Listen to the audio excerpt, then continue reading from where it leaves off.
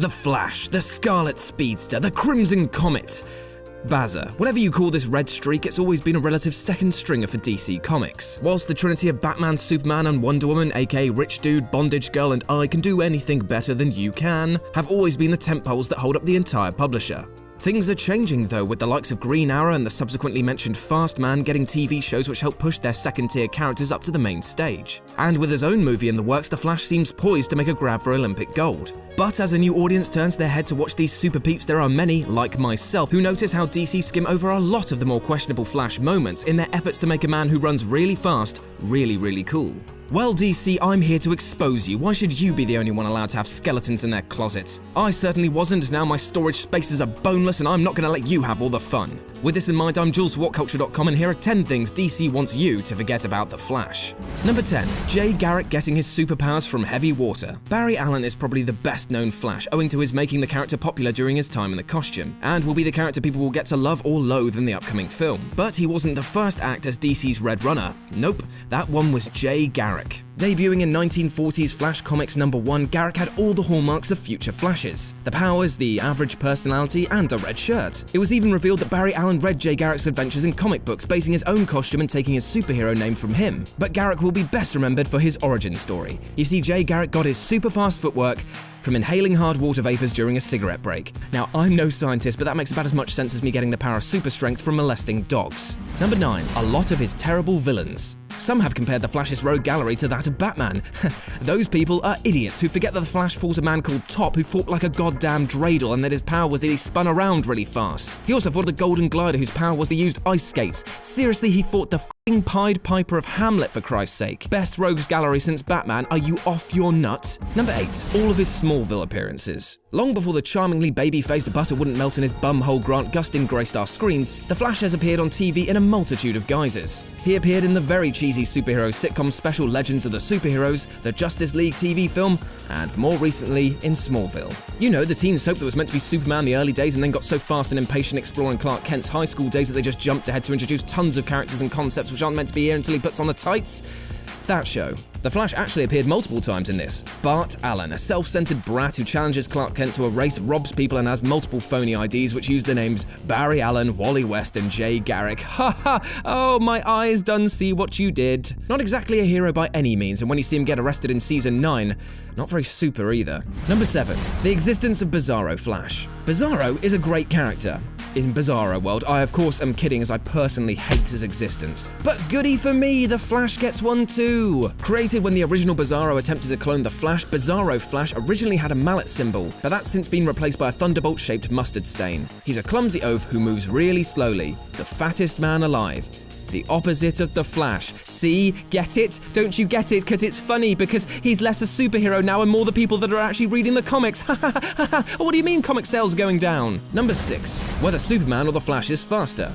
Superman. The answer is Superman. He can do anything, and if he can't, then the writers just make it so that he can. I hate Superman. He's just too good.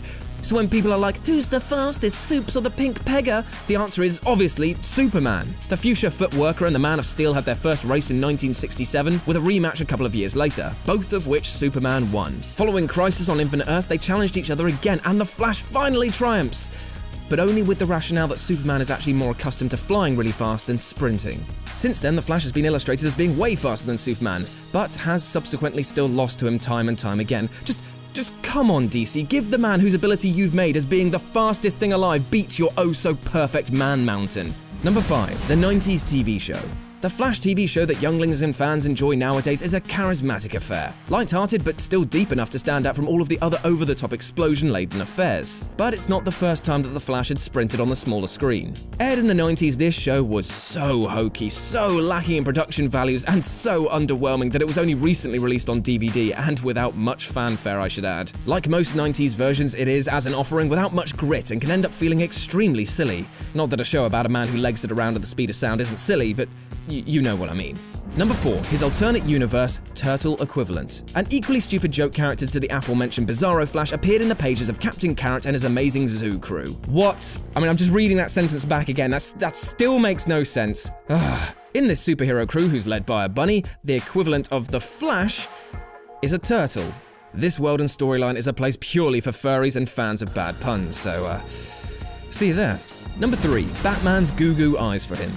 It's not often that the Dark Knight will display emotions other than anger, angst, and maybe a brief flirtation with rage. Even more rare is getting the miserable Git to smile. After losing his parents at an early age and almost everyone who gets close to him dying, Batman is a fairly closed-off sort of guy. It's just like, get over it, Bruce, you're just the downer at the party, the ghost at the feast, sort it out, go to counselling. Which makes it all the more surprising that he would have so much respect for Barry Allen. Even long before the Flash made his final heroic sacrifice to save all of reality in Crisis on Infinite Earths, the Caped Crusader couldn't help but make clear how much respect and affection he had for old Bazza. Predictably though, this slight sentiment ushered by the Bat hasn't been repeated anytime since. I mean, you don't want to ruin the dark, moody teenager in the throes of a breakup angst after all.